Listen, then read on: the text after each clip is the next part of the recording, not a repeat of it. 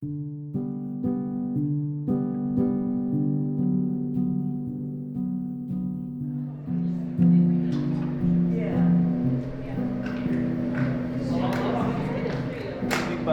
your first name? Carol. Thank you. Carol. Nice to meet you, Carol. I'm Leslie. Heard a lot about you. We're so glad you came.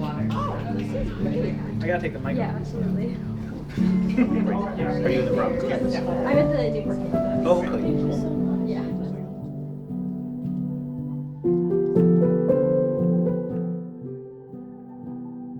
Welcome. Thank you. So we'll start with like sort of the basics. So Rhode Island, the ocean state, has an agency of government called the Coastal Resources Management Council, known as CRMC. And the CRMC is responsible for regulating development and activity on the coast and 200 feet inland. It makes big decisions about things like, where aquaculture can happen, approving wind energy farms, the building of marinas and docks and hotels and houses, on or along the shore. So it has vast powers in the ocean state. We're called the ocean state. It would make sense for our coastline to be, well kept, well organized. I've lived here all my life in Newport. I was born and raised, so I feel that it's really nice to know that we do have an organization like that. What do you think the Rhode Island coast would look like without an agency like that? If nobody's paying attention, go build a house tomorrow, go build a motel, a hotel. So there has to be something. The agency has a staff, and they're made up of experts, coastal geologists, biologists, engineers, all kinds of different experts that evaluate applications, and they make a recommendation on decisions to the executive director, who heads up the staff. Okay. And some of those decisions then go before a council. The council is made up of 10 individuals.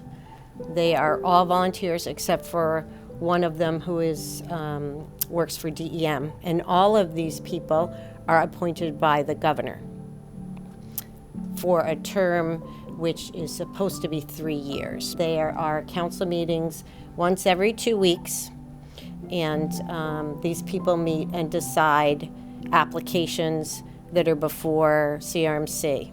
So the staff will make recommendations, and then these members sit and decide if they want to agree with the staff or if they think the other side is correct. And are the council people also experts in that field as well?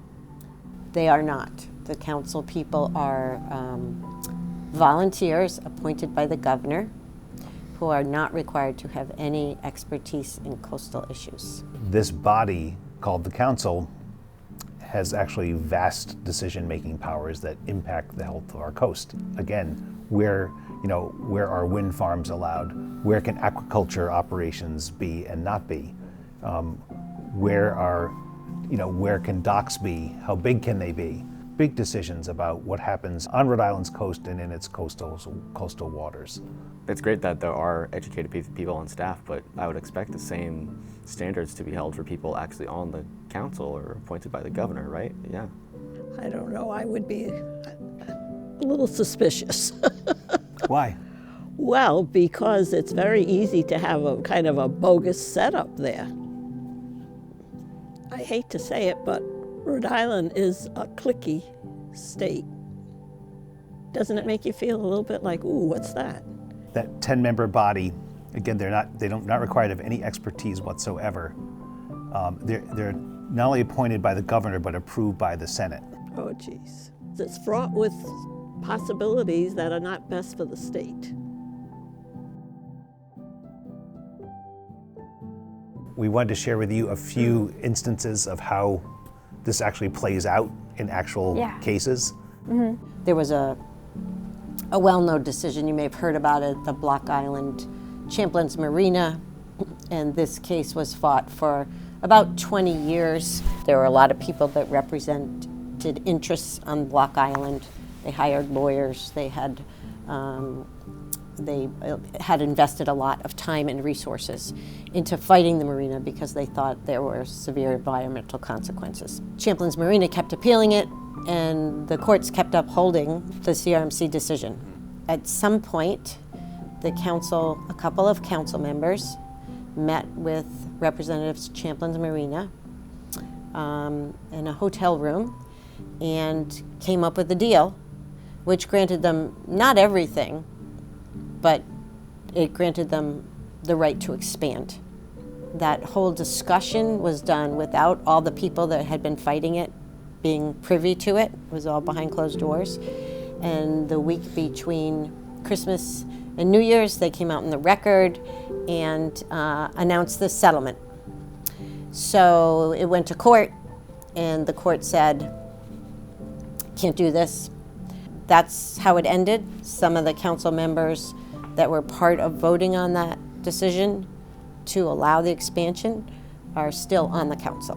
Well, first of all, the idea to announce something like that between Christmas and New Year's, no one's paying attention to anything in New Year's. That's just some seriously messed up kind of tactics to try to just sweep it under the rug so that no one notices.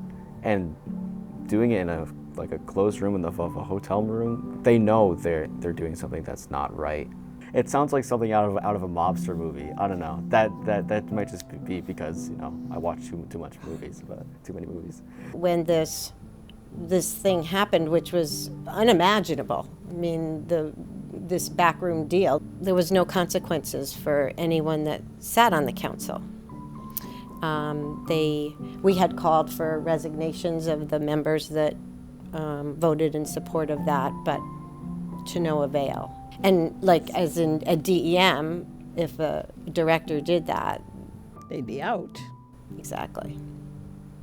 And when there's a new governor, are there new people appointed, or? They are supposed to be reappointed every 3 years, but that rarely happens. So at least one has been there for 2 decades, I think. Oh, wow. Another one for 15. Yeah, they just stay. And the council is not paid. They're the volunteers. They're right? volunteers. So there's a big incentive somewhere to stay on the council. You want to have a nice little hotel here, we'll find one for you. You had a nice little, you rub my back, I rub your back.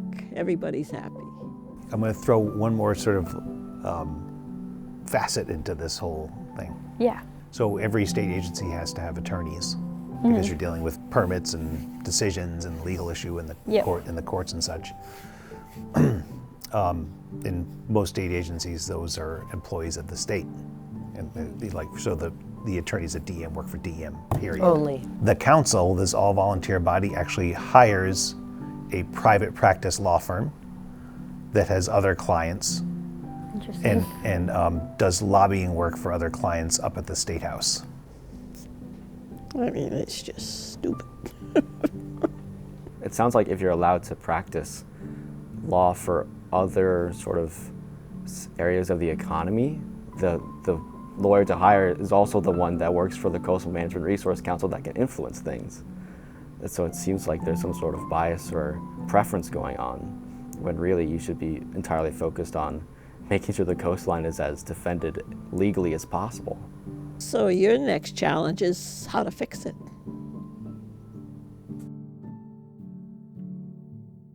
So the agency is created by law, and laws can be changed Yeah. at any time. And the change that we are seeking is the removal of the council from the structure entirely. Right, sounds like a good idea.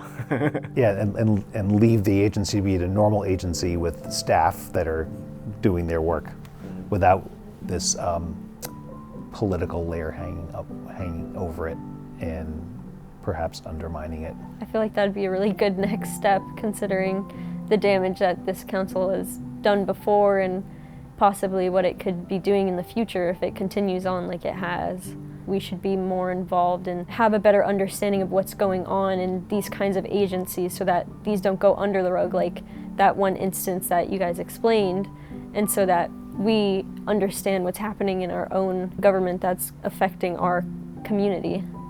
I mean, we have a beautiful coastline. We have all nice things to protect and preserve.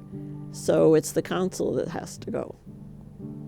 I grew up on the water. I just recently got my boating license. Like, our lives are sort of dependent on the Providence River and Narragansett Bay, and to hear that it has been sort of willingly sort of pushed aside for economic gain for a few people it's a little angering, to be honest. I'd emphasize, the importance of our marine environment and to emphasize the utmost importance of making sure it is well protected by our lawmakers.